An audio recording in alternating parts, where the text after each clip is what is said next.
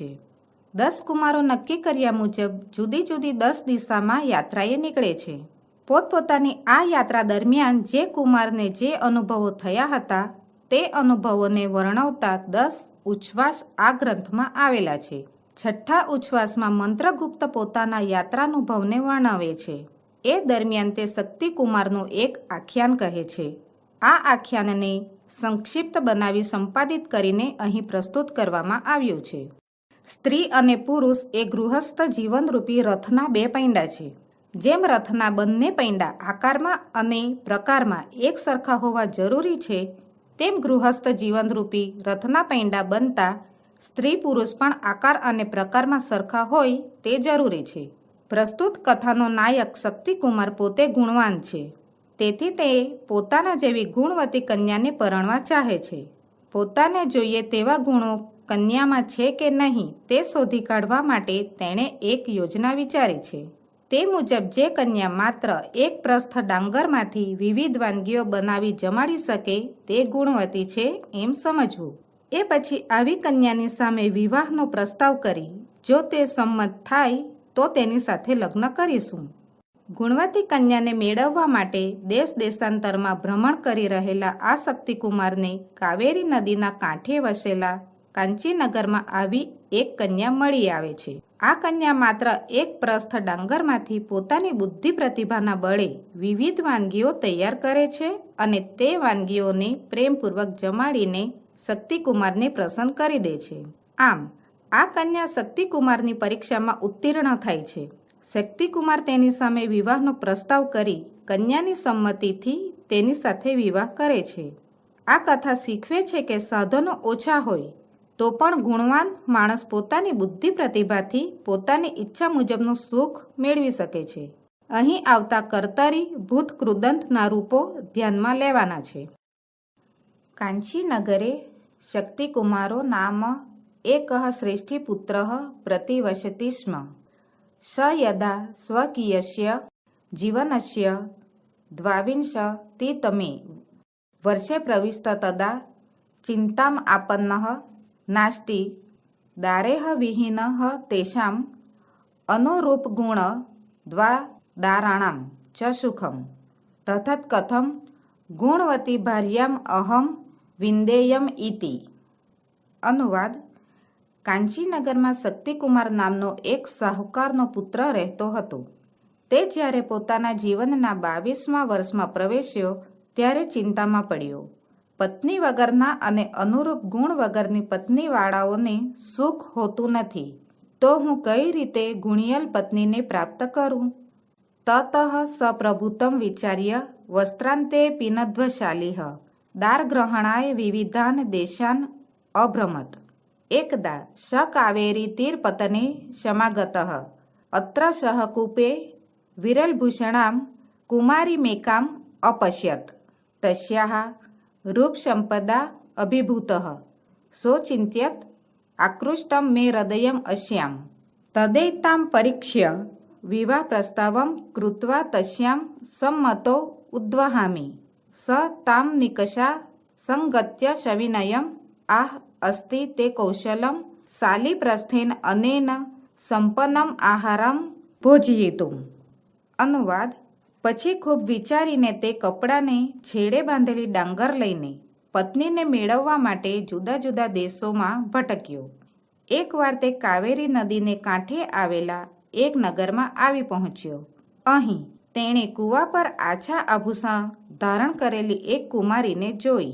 તેની રૂપ સંપત્તિથી અંજાઈ ગયેલા તેણે વિચાર્યું, મારું હૃદય આમાં આકર્ષાયું છે, તો આની પરીક્ષા કરીને વિવાહનો પ્રસ્તાવ મૂકીને જો તેની સંમતિ હોય તો હું તેને પરણીશ. તે તેની પાસે જઈને વિનયપૂર્વક બોલ્યો, શું તારામાં આ એક પ્રસ્થ ડાંગર વડે બનાવેલું ભોજન મને જમાડવાની કુશળતા છે? તતઃ સા ઓમિતિ ઉક્તવા પ્રસ્થમાત્રમ ધાન્યમ આદાય શ્રેષ્ઠી પુત્રસ્ય યાચનાનુસારમ કર્તુમ પ્રવૃત્તા. અનુવાદ: પછી તે હા એમ બોલીને પ્રસ્થ જેટલી ડાંગર લઈને શાહુકારના પુત્રની માંગણી મુજબ કરવા પ્રવૃત્ત થઈ. તતઃ આદો સા બુદ્ધિમતી કન્યા તાન શાલીન પ્રથમમ આતપે તપ્તવતી તતઃ સમાયામ પરિશુદ્ધાયામ ભૂમૌ તાન અઘટ્યત અનેન તુષ્યેભ્યઃ તંડુલાહ પૃથક સજ્જતાઃ. અનુવાદ: પછી તે બુદ્ધિશાળી કન્યાએ તે ડાંગરને પહેલા તડકામાં તપાવી, ત્યારબાદ તેણે તે ડાંગરને સમતળ ચોખ્ખી જમીન પર ખાંડી, આથી ફોતરામાંથી ચોખા જુદા પડ્યા. તંડુલાન સંપ્રાપ્ય સા તુષાન ભૂષણાનામ માર્જનાર્થમ સ્વર્ણકારાય વિક્રેતુમ ધાત્રીમ અકથયત તસ્માત યત ધનમ મિલતિ તેન કાષ્ઠાની આહાર ઇતિ ચ ધાત્રીમ નિવેદિતવતી. અનુવાદ: ચોખા મેળવીને તેણે તે ડાંગરના ફોતરાને ઘરેણાઓને સાફ કરવા માટે સોનીને વેચવાનું દાસીને કહ્યું. તેમાંથી જે ધન મળે તેના લાકડા લઈ આવજે, એમ પણ દાસીને જણાવ્યું. ધાત્રી કાષ્ઠાની આનીતવતી તદંતરમ સા તંડુલાન અસ્કૃત જલેન પક્ષાલિતવતી ઉષ્ણીકૃતે જલે ચતાન પ્રક્ષિપ્તવતી અલ્પીયશા કાલેન તંડુલાહ સિદ્ધાઃ સજ્જતાઃ તતઃ ઇંધનાની જલેન સમયિત્વા કૃષ્ણાઃ ચ અંગરાનપી તદર્થિભ્યઃ પ્રેષયિત્વા યત ધનમ લબ્ધમ તેન ધનેન સાકમ ધૃતમ દધી તૈલમ ચ ક્રીતવતી તેન ચસા વિવિધાની વ્યજ્યનાની સંપાદિતવતી. અનુવાદ: દાસી લાકડા લઈ આવી. ત્યાર પછી તેણે ચોખાને વારંવાર પાણીથી ધોયા અને ગરમ કરેલા પાણીમાં તે નાખ્યા. થોડા જ વખતમાં ચોખા રંધાઈ ગયા.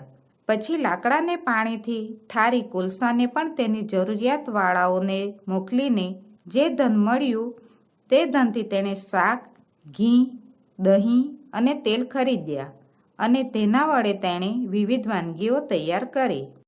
સંપન્ને આહારે સા કન્યા ધાત્રી મુખેન અતિથિયે પ્રથમ સ્નાતુમ નિવેદિતવતી તતઃ સ્નાન શુદ્ધાય તસ્મૈ અતિથયે સા પેયોપાહાર પૂર્વમ ભોજનમ ધૃત સહિતમ ઓદનમ વ્યજન મુચ અયચ્છત.